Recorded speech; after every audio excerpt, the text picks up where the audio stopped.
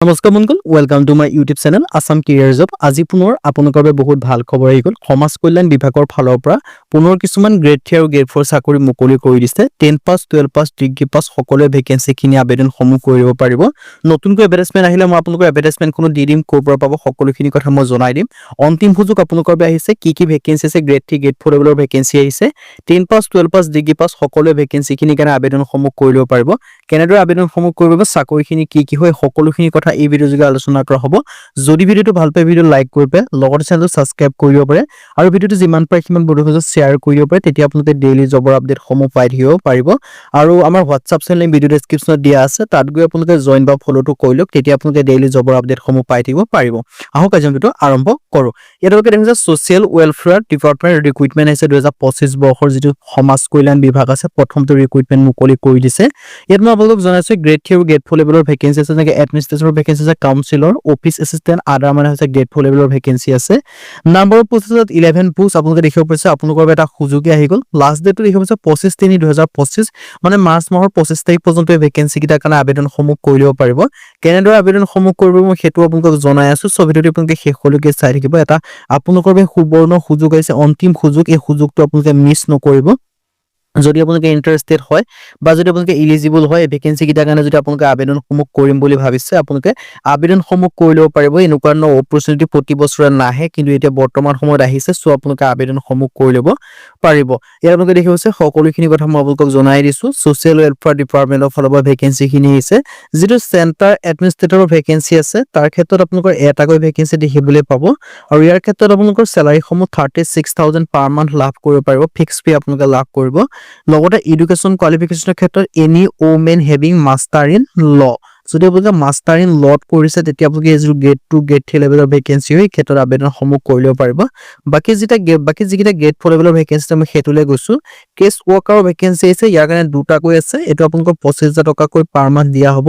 আৰু ইয়াৰ ক্ষেত্ৰত আপোনালোকৰ বেচেলৰ ইন ল' আপোনালোকে পাছ কৰিব লাগিব। লগতে চাইকলজিত পাছ কৰিলেও হ'ব। যদি ছ'চিয়েল চায়েন্সত কৰিছে তেতিয়াও পাৰিব আপোনালোকে। বেচেলৰ মানে BA পাছ যদি আপোনালোকে কৰিছে তেতিয়া আবেদনসমূহ কৰি ল'ব পাৰিব। চ' যদি আপোনালোকে ইণ্টাৰেষ্টেড হয় আবেদনসমূহ কৰি ল'ব পাৰিব। কাউন্সিলৰ ভেকেন্সি আছে, ইয়াৰ কাৰণে এটাকৈ আছে। এডুকেশ্যন কোৱালিফিকেশ্যন আপোনালোকে BA BSc BCom যদি আপোনালোকে পাছ কৰিছে, ডিগ্ৰী এটা যদি পাছ কৰি থৈছে, তেতিয়া আবেদনসমূহ কৰি ল'ব পাৰিব। চেলাৰীৰ ক্ষেত্ৰত 25,000 পাৰ মান্থ আপোনালোকে লাভ কৰিব পাৰিব। যদি আপোনালোকে ডিগ্ৰী এটা আপোনালোকে পাছ কৰি থৈছে, তেতিয়া আবেদনসমূহ কৰিব পাৰিব। আৰু লগতে আপোনালোকে ডিগ্ৰী পাছ কৰিলেও আপোনালোকে আবেদনসমূহ কৰি ল'ব পাৰিব। আপোনালোকৰ এটা সুযোগ অপৰচুনিটি আহি গৈছে। অফিচ এছিষ্টেণ্টৰ ক্ষেত্ৰত এটাকৈ ভেকেন্সি আছে। পে স্কেলসমূহ 20,000 টকাকৈ পাৰ মান্থ আপোনালোকে লাভ কৰিব, ফিক্স পে। আৰু এডুকেশ্যন কোৱালিফিকেশ্যনৰ ক্ষেত্ৰত ছ'চিয়েল ৱেলফেয়াৰ বৰপেটা ৰিক্ৰুইটমেণ্টৰ ক্ষেত্ৰত graduation with list diploma, computer minimum 3 years আপোনালোকে পাছ কৰিব লাগিব। গ্ৰেজুৱেশ্যন পাছ কৰাৰ লগতে আপোনালোকৰ 3 বছৰ এখন কম্পিউটাৰ চাৰ্টিফিকেট লাগিব। আৰু লগতে আপোনালোকৰ 3 বছৰ এখন আপোনালোকৰ এক্সপিৰিয়েঞ্চ চাৰ্টিফিকেট হ'লে আপোনালোকে আবেদনসমূহ কৰি ল'ব পাৰিব। অফিচ যিটো এছিষ্টেণ্টৰ ভেকেন্সি আছে। মাল্টিপাৰপ'জ ৱৰ্কাৰ MPW আৰু কুক, মানে এইটো গ্ৰেড 4 লেভেলৰ ভেকেন্সি হয়। ইয়াৰ কাৰণে মিনিমাম আপোনালোকে ইয়াৰ কাৰণে ভেকেন্সি আছে 3টাকৈ। পে স্কেলসমূহ আপোনালোকৰ 14,000 টকা পাৰ মান্থ আপোনালোকে লাভ কৰিব পাৰিব।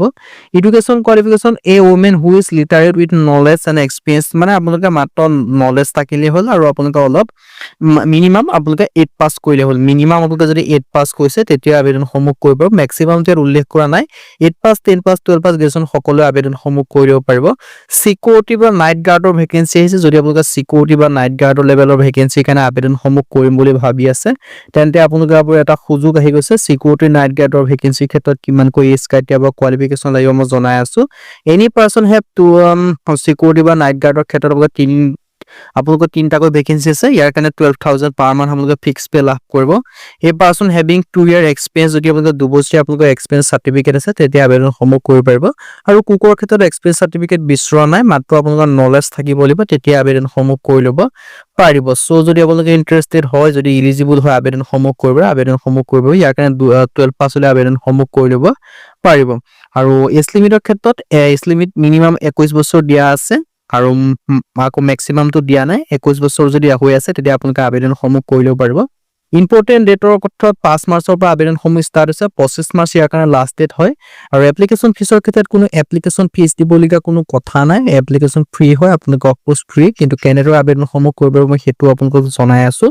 আৰু লগতে মই ফুললি যিখন এডভাৰটাইজমেণ্টৰ লিংক হয়, এডভাৰটাইজমেণ্টৰ লিংকটো ডেছক্ৰিপশ্যনত দিয়া থাকিব, সেই লিংকত গৈ আপোনালোকে আবেদনসমূহ কৰি ল'ব পাৰিব।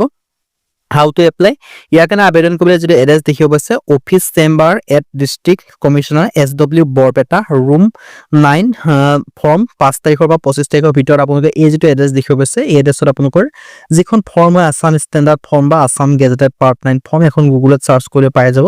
সেই ফৰ্মখন ভালদৰে ফিল আপ কৰিব, ফিল আপ কৰি বাকী যিবিলাক ডকুমেণ্টছ আছে সেইবিলাকৰ জেৰক্স কৰি যদি আপোনালোকে এডুকেশ্যন চাৰ্টিফিকেট বা কোৱালিফিকেশ্যনসমূহ মিলিছে, নিজে চেল্ফ এটেষ্টেড কৰি এনভেলপৰ ওপৰত এই এড্ৰেছটো লিখি আপোনালোকে পঠাই দিলে হ'ল 25 মাৰ্চৰ আগত, তেতিয়াই আপোনালোকৰ আবেদনসমূহ হৈ যাব। আৰু তাৰ আগতে আপোনালোকে এডভাৰটাইজমেণ্টখন ফুললি পঢ়ি চাব, এডভাৰটাইজমেণ্টৰ মই লিংকটো ডেছক্ৰিপশ্যনত দিয়া থাকিব। তাৰ মতে যদি আপোনালোকৰ কোৱালিফিকেশ্যন নাইবা ইলিজিবিলিটি যদি মিলিছে, তেতিয়া আপোনালোকে আবেদনসমূহ কৰি ল'ব পাৰিব। আপোনালোকৰ বাবে এটা সুযোগ হয়, অপৰচুনিটি হয়, চ' এই সুযোগ আৰু অপৰচুনিটি আপোনালোকে নেহেৰাব। আজি ভিডিঅ' ইমানে, যদি ভিডিঅ' ভাল পালে লাইক কৰিব পাৰে, লগতে চেনেলটো ছাবস্ক্ৰাইব কৰি দিব পাৰে, এনেকুৱা ধৰণৰ ভিডিঅ'সমূহ প্ৰতিদিনে পাই থাকিব। আৰু ভিডিঅ'টো যিমান পাৰে সিমান বন্ধুসকলক শ্বেয়াৰ কৰি দিব পাৰে, যাতে সকলো বন্ধুৱে ডেইলি জবৰ আপডেটসমূহ পাই থাকিব পাৰে। আজিলৈকে কৰি লওক।